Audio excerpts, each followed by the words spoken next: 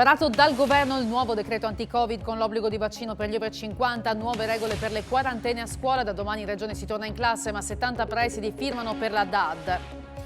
Il cadavere ritrovato a Trieste aveva in testa sacchetti di plastica che avrebbero causato il soffocamento e l'ultima indiscrezione sul giallo. Aperta sia la pista dell'omicidio che quella del suicidio lunedì o martedì, l'autopsia. Mezzo metro di neve fresca manda in tilt Tarvisio con un lungo blackout che ha paralizzato gli impianti. Piancavallo preso d'assalto da automobilisti senza catene rimasti bloccati. Intervengono i carabinieri che chiudono la strada. Per il secondo anno i riti epifanici condizionati dalla pandemia che ha costretto a rivedere i programmi e a contingentare le presenze. Da Cividale, Gemone e Trecento arriva comunque un messaggio di speranza.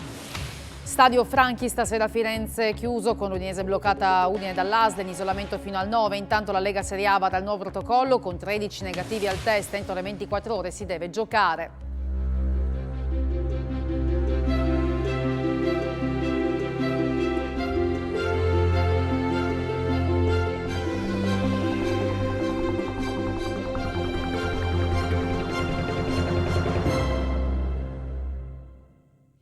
Buonasera dal telegiornale di Telefriuli. Sarà un'edizione incentrata sulle novità introdotte dall'ultimo decreto del governo, ma intanto apriamo con i riti epifanici e andiamo in diretta da Paola Treppo a Tarcento per il Pignarul Grant.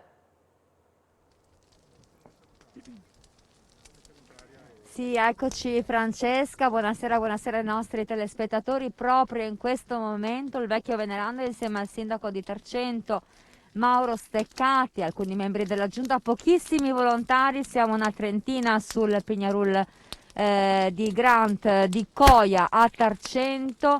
È stato incendiato, vedete proprio le fiaccole in questo momento alla base della pira, una pira più piccola rispetto a quella degli altri anni.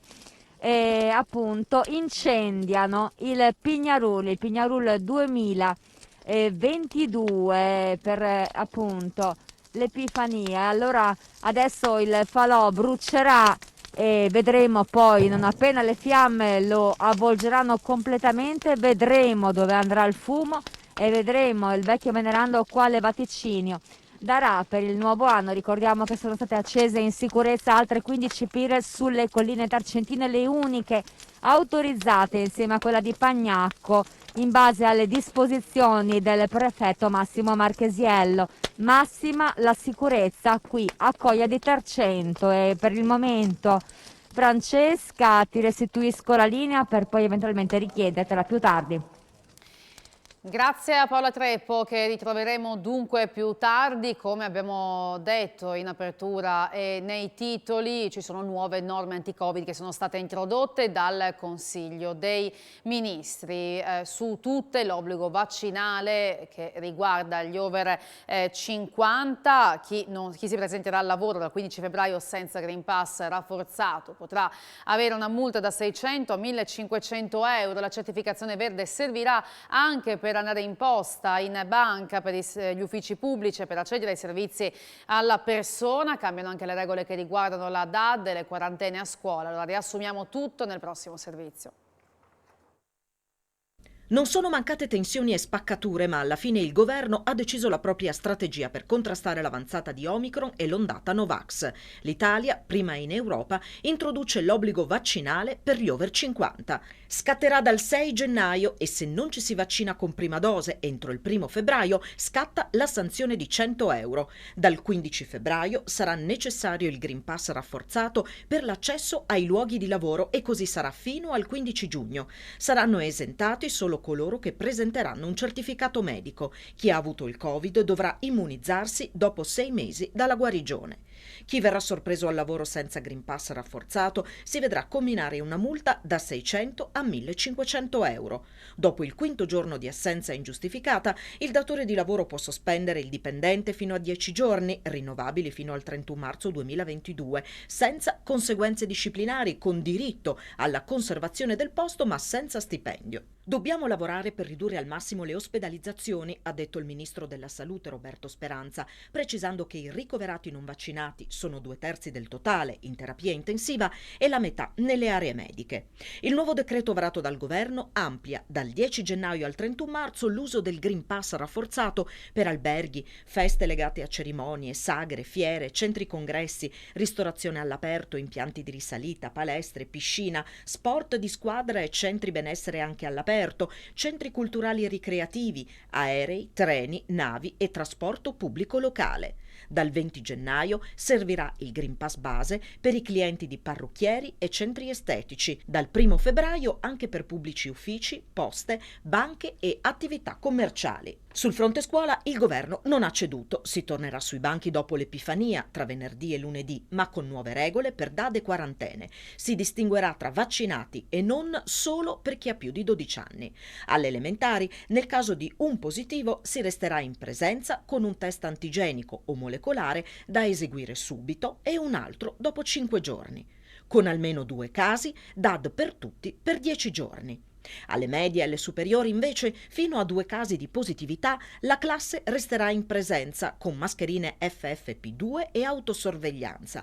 Con 3 casi, chi non ha concluso il ciclo vaccinale da meno di 4 mesi andrà in DAD per 10 giorni, mentre gli altri faranno lezioni in aula con autosorveglianza ed FFP2.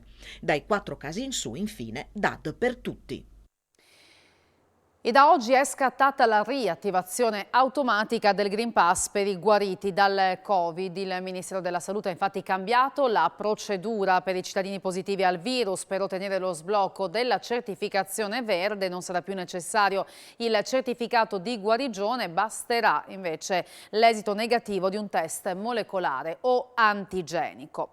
E 1500 dirigenti scolastici di tutta Italia hanno firmato l'appello promosso da una ventina di presidi che chiedono al Premier Draghi e ai presidenti delle regioni di sospendere le elezioni in presenza per 2 settimane attivando la DAD. Sono una settantina di dirigenti che hanno condiviso l'appello. Tra i primi firmatari il dirigente del Marinelli di Udine Stefanel, che ieri sera durante la trasmissione Elettroshock ha detto di non vedere di buon occhio la distinzione tra studenti vaccinati e non.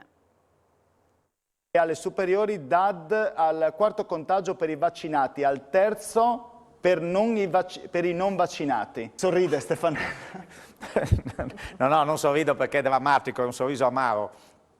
Ripeto, leggiamo, noi non sappiamo chi è vaccinato e chi non vaccinato. Tutto questo è una sorta di autotutela, di autoanalisi, cioè lo faranno i ragazzi, dovranno decidere loro se stanno a casa o non stanno a casa. Noi vi prendiamo 7, noi in Friuli Venezia Giulia vi prendiamo 7, a meno che non ci sia un provvedimento, non lo so, o del Ministero o del Presidente. Al momento si riprende il 7. Al momento noi vi prendiamo venerdì, noi vi prendiamo dopodomani ed è una certa preoccupazione anche perché queste norme nuove necessitano un momentino di essere analizzate, no? E soddisfazione è stata espressa invece dalla Regione per le scelte del Governo in tema scuole. Domani riprenderà l'attività in alcune scuole della regione, ma il vero banco di prova sarà lunedì 10, quando tutti gli studenti rientreranno tra i banchi. Le criticità sono legate al trasporto pubblico locale, in particolare per le assenze del personale tra contagi e in forma minore per i Novax e poi per il numero di docenti che non hanno fatto ancora la 3ª dose. Il personale della scuola è stimato in 26.500 persone. Di queste la metà potrebbe non aver effettuato la 3ª inoculazione, ma mancano troppi elementi in quanto fino al rientro in classe non è possibile avere un monitoraggio certo, visto anche l'alto tasso di contagi. Venendo invece alle decisioni del governo di alleggerire la pressione sulle aziende sanitarie privilegiando il monitoraggio di istituti e famiglie, l'assessore regionale all'istruzione Alessia Rosolani parla di scelte che vanno incontro alle richieste di alcune regioni. Il presidente Massimiliano Fedriga, spiega Rosolani, ha tenuto salda la posizione sulla necessità di non chiudere gli istituti. È un momento difficile in cui la responsabilità di tutti è fondamentale ed era indispensabile non chiudere le scuole, soprattutto tenendo aperte le attività produttive. Come regione, conclude Rosolani, partiremo insieme all'ufficio scolastico regionale con un monitoraggio sulle scelte vaccinali dei docenti. Siamo però ben consci che la regione non può sostituire il personale in servizio.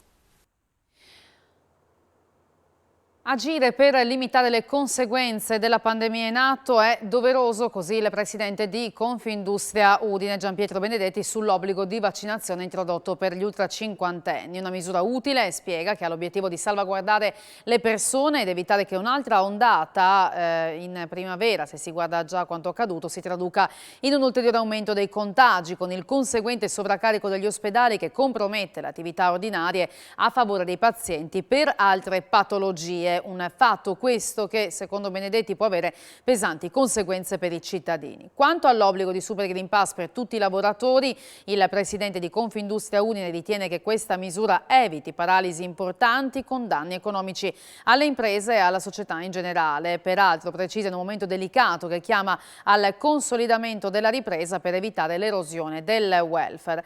Sull'obbligo vaccinale Gianpietro Benedetti ricorda che qualcosa di simile era stato proposto mesi fa da Confindustria senza essere stato recepito. Sulla novità varata dal Consiglio dei Ministri interviene anche William Pezzetta, segretario generale della CGIL del Friuli Venezia Giulia. L'obbligo vaccinale per gli ultracinquantenni da metà febbraio è un primo passo, commenta, ma avrei preferito evitare le differenziazioni che vanno a colpire soprattutto il mondo del lavoro e che certamente non aiutano. Per il sindacalista, in sostanza, l'obbligo andrebbe esteso a tutti. La salute deve essere al primo posto, conclude Pezzetta, sia dal punto di vista personale che all'interno di un quadro di responsabilità collettiva. E a margine della messa del tallero, oggi a Gemona, delle ultime decisioni prese dal governo, ha parlato anche l'assessore Barbara Zilli. Sentiamola.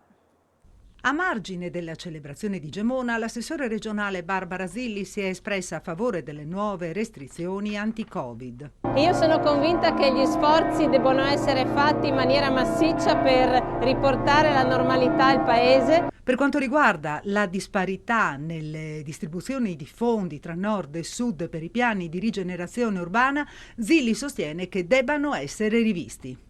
La pandemia ha coinvolto tutta l'Italia e non soltanto alcuni territori e credo quindi che ci sia la necessità, e faremo pressione per questo, lo stiamo già facendo, affinché tutte le progettualità che sono state risultate finanziabili possano avere effettivamente la loro messa a terra e quindi la loro realizzazione. La ripresa deve essere di tutti.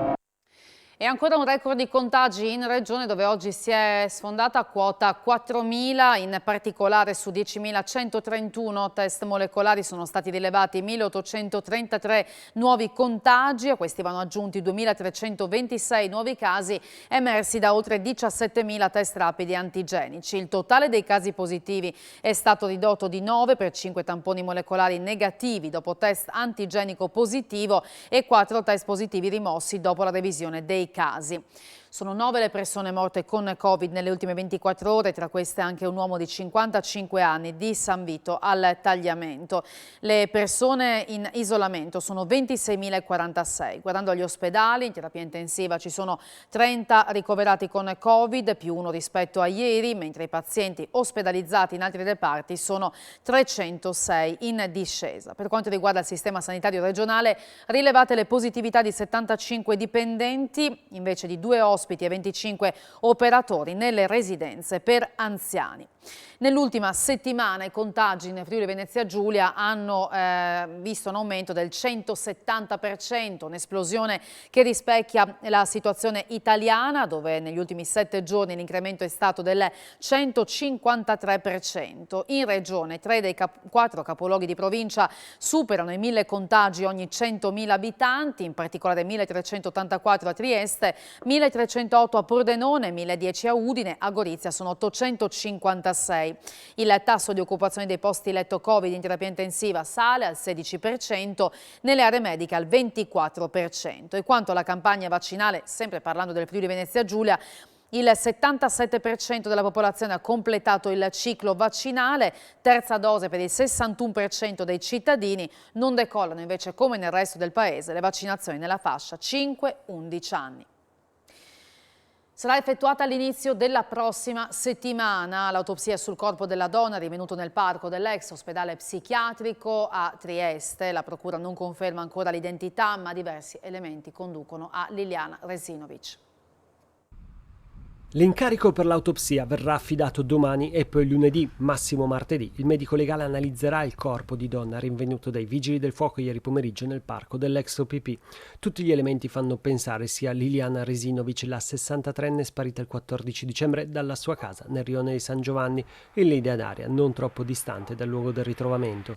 Antonio De Nicolo, che guida la procura di Trieste, al momento conferma che sul posto sono stati ritrovati degli occhiali uguali a quelli della donna scomparsa, mentre sulle ipotesi non esclude niente, neanche il suicidio, ma gli elementi decisivi arriveranno solo dall'esame autoptico.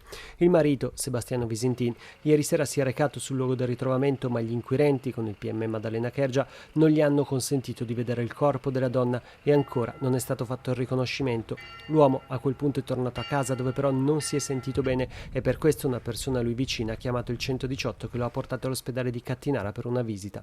Questi gli elementi certi. Sul fronte delle ipotesi sembra che il corpo non fosse là da tanti giorni, qualcuno ipotizza 2, di sicuro non dal 14 dicembre. Sempre, secondo quanto si apprende, oltre alla posizione supina, la donna era in 2 sacchi neri di grandi dimensioni e la testa all'interno di 2 sacchetti più piccoli, e non essendoci tracce di violenza, la morte potrebbe essere avvenuta per soffocamento. Restano però tanti interrogativi se verrà confermata l'identità del corpo, e in particolare perché nessuno delle 2 persone vicine alla donna, oltre al marito anche l'82enne Claudio Sterpin, hanno avuto sue notizie e dove è rimasta nei giorni prima di morire, non avendo con sé telefono e soldi.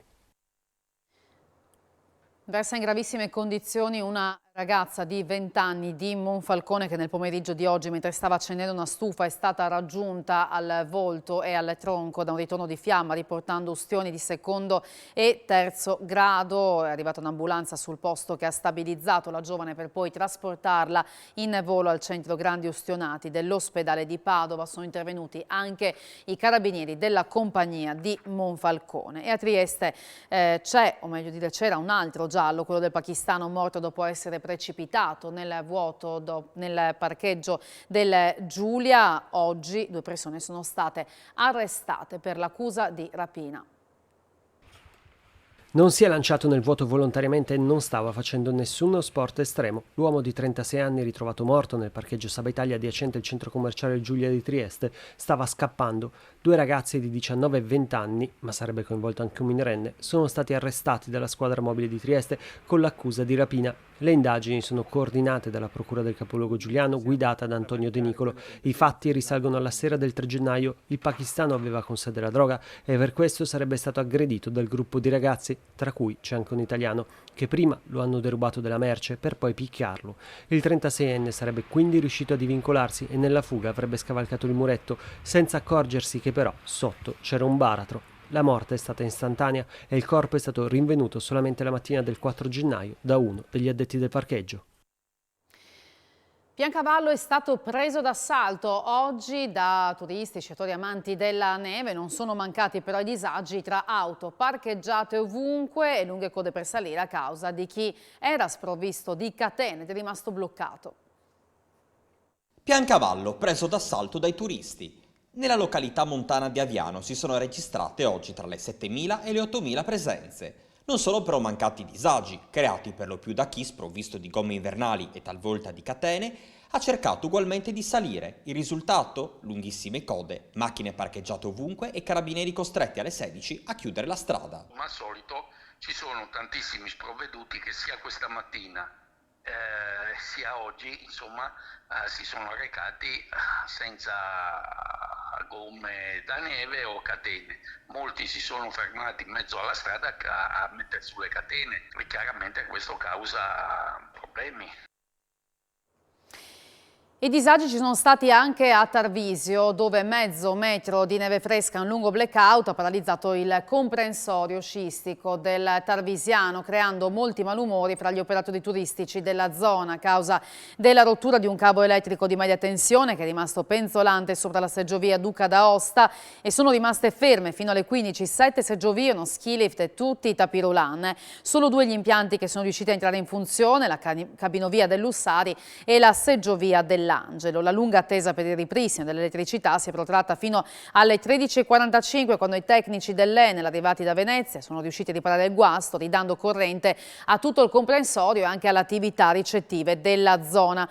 quando la gestione era nelle mani della società locale Massarutto. Il ripristino avveniva in poche ore, si è lamentato il consigliere regionale Stefano Mazzolini, ristoratore della zona. Avevano tutta la notte per porre rimedio, invece è stato un disastro, aggiunto, con tutte le attività bloccate nel giorno della Befana. I danni di oggi hanno creato un danno d'immagine ed economico enorme, dice ancora Mazzolini. È necessario migliorare gli interventi sulle emergenze, non possiamo andare in tilt dopo mezzo metro di neve.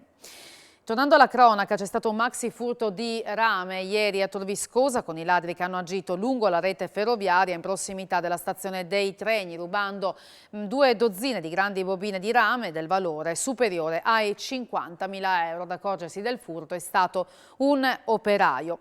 C'è stato uno scippo ai danni di una donna di quasi 90 anni a Udine, in piazzale Chiavris. È stata derubata della sua borsetta ieri mentre stava camminando, avvicinata da 2 malviventi che le hanno rubato 500 euro, effetti personali e documenti. La donna fortunatamente non è rimasta ferita, ha chiesto aiuto ai passanti che hanno chiamato il 112 e poi è stata raggiunta dai parenti. Indagano i carabinieri della stazione di Udine Est. I riti epifanici a partire dal Tallero a Gemona, una manifestazione ridimensionata dal Covid, ma seppur in mancanza di dame e cavalieri si è ripetuta la celebrazione della messa con un forte richiamo all'alleanza per affrontare le sfide del futuro. Un richiamo all'alleanza in un cammino diversificato ma convergente, in cui le forze non sono in concorrenza e in contrapposizione, ma operano per il bene comune nel rispetto della dignità della persona, nella solidarietà, nella giustizia sociale. Così Monsignor Guido Genero, vicario dell'Arcivescovo di Udine, si è rivolto ai fedeli raccolti in Duomo a Gemona in occasione della celebrazione della Messa del Tallero. Per le limitazioni Covid anche quest'anno lungo Via Bini non è risuonato il rullo dei tamburi e non c'è stato il tradizionale corteo storico dal municipio al Duomo, eccezion fatta per un piccolo gruppo di figuranti di Gemona. L'importante è esserci e mantenere le tradizioni anche in questi momenti difficili. Speriamo che tutto passi e che si ritorni alla normalità e essere in più persone a dover ricordare questa giornata particolare. Noi dobbiamo esserci per dare anche alle generazioni più nuove un segno positivo. Rito rispettato sotto ogni aspetto invece in Duomo, dove nel corso della funzione il sindaco Roberto Revelant ha offerto nelle mani di Monsignor Genero il simbolico tallero d'argento come segno di sottomissione del potere temporale a quello spirituale, nel segno della concordia e della volontà di collaborazione. Guardare al futuro ma rispettando le tradizioni è il messaggio che hanno lanciato gli amministratori che hanno partecipato oggi alla Messa del Tallero. L'Epifania gemonese lancia un messaggio di una forte lealtà e collaborazione della comunità per il bene comune e l'auspicio di riuscire a superare tutte le fragilità che la pandemia ha messo in luce. E sempre più la comunità, le amministrazioni, la politica devono remare tutti dalla stessa parte, farsi carico dei problemi, cercare di risolverli e risolverli assieme. Abbiamo bisogno di restare assolutamente uniti perché questo è un momento fondamentale per il nostro paese, per Gemona ovviamente, per la città, ma penso per il Friuli e penso per l'Italia intera. È una celebrazione tradizionale del nostro territorio che si tiene dagli anni, dai secoli e che ha una rappresentanza particolare per noi. Non dobbiamo dimenticarci chi siamo, da dove veniamo e qual è il nostro patrimonio storico, culturale e tradizionale. E torniamo invece a Tarcento per il vaticinio del vecchio venerando. Il 22 bisogna farlo con molta prudenza. Il fumo va a sud-ovest. Non sarebbe buono, perché buono sarebbe se va a est, ossia dove il sole sorge. Se va a tramonto sarebbe ancora peggio. Quindi l'invito è una annualità con molta prudenza in tutto. Quindi meno stupidaggini, più testa a posto e molto più rispetto per tutti. Quindi un anno che si prospetta ancora difficile il 2022? Io aspetterei fino a settembre. A settembre potrebbe cambiare qualche cosa? Può darsi che inizi anche un po' prima, comunque io vedo qualcosa a settembre. Ma noi che non siamo prudenti nelle cose, no? Se noi ci perdiamo la Isla del Cur il Tour dei Furlans, la Isa. A Cividale si è ripetuto l'antico rito cristiano della Messa dello Spadone. La Messa dello Spadone non si è mai interrotta e quindi anche con il 2022, nonostante le restrizioni, i problemi caratterizzati dalla pandemia, la Messa dello Spadone viene fatta ed è l'ingresso del Patriarca Marquardo in Cividale, dove ovviamente potere religioso e potere politico si incontrano grazie al Patriarca che in segno di benedizione ma anche di saluto innalza la sua spada e ci augura quindi un anno che entra, e quindi l'anno 2022, raccontandoci anche le giornate pasquali, quindi quando incomincerà la Quaresima. Un invito ad essere generosi verso gli altri in questo periodo di pandemia per quanto riguarda il percorso vaccinale, Monsignore. Per me sono motivazioni scientifiche di cui non ho conoscenza, ma motivazioni morali. Il rispetto delle persone è il principio che dovrebbe guidare la vita di ogni discepolo del Signore. Gesù ci insegna ad amare il prossimo fino al dono supremo della nostra vita. Perciò se io rischio qualcosa è nulla rispetto all'amore che manifesto nei confronti dell'altro. E i riti epifanici nati in scena oggi in Friuli saranno al centro della puntata di Screenshot di questa sera dalle 19:45 con immagini e interviste da Cividale, Gemona e Tarcento appunto. E i comitati a difesa degli ospedali di Cividale e Gemona si sono presentati come ogni anno alle manifestazioni dello Spadone e del Tallero per chiedere la riorganizzazione delle strutture sanitarie. I comitati a sostegno degli ospedali di Gemona e Cividale hanno fatto sentire la loro voce durante le rispettive celebrazioni del Tallero e dello Spadone. Noi siamo qui per l'apertura dell'ospedale di Cividale come era prima del 7 gennaio del 2020, quindi l'apertura del pronto soccorso, di tutti i servizi sanitari, di tutto quanto quello che necessita alla gente delle valli del Natisone e del Cividalese. I gemonesi per parte loro denunciano la situazione del locale ospedale. Abbiamo più volte chiesto finora invano un consiglio comunale aperto dove qualcuno ci dica quale sarà la sorte della struttura sanitaria, affermano i rappresentanti del locale comitato, i quali si dichiarano a favore dell'arrivo di un reparto del Gervasutta ma ribadiscono che le necessità sanitarie dei cittadini sono di tutt'altra natura. Per parte sua l'assessore regionale Barbara Zilli ribadisce che l'ospedale di Gemona è un riferimento imprescindibile per il territorio e conclude che la pandemia ha bloccato la riforma sanitaria, ma la regione è impegnata a dare risposte a queste strutture che fungono da supporto fondamentale agli hub centrali. Giornata di Serie A oggi Monca con diverse partite che non si sono disputate, tra queste questa sera anche la partita tra Fiorentina e Udinese con i bianconeri bloccati a Udine dopo la decisione di ieri dell'ASL di porli in quarantena. Intanto la Lega di A vara un nuovo protocollo con 13 giocatori a disposizione anche dalla primavera. Si gioca, ne parliamo nel dettaglio tra poco a Sport FVG, spazio anche al mercato con la notizia ufficiale della passaggio di Samir al Watford. Parleremo anche di Pordenone tra Covid e mercato, di ciclocross e di un ottimo risultato ottenuto da Giada Andreutti nel bob. Grazie per aver seguito il nostro telegiornale, buon proseguimento di serata, arrivederci.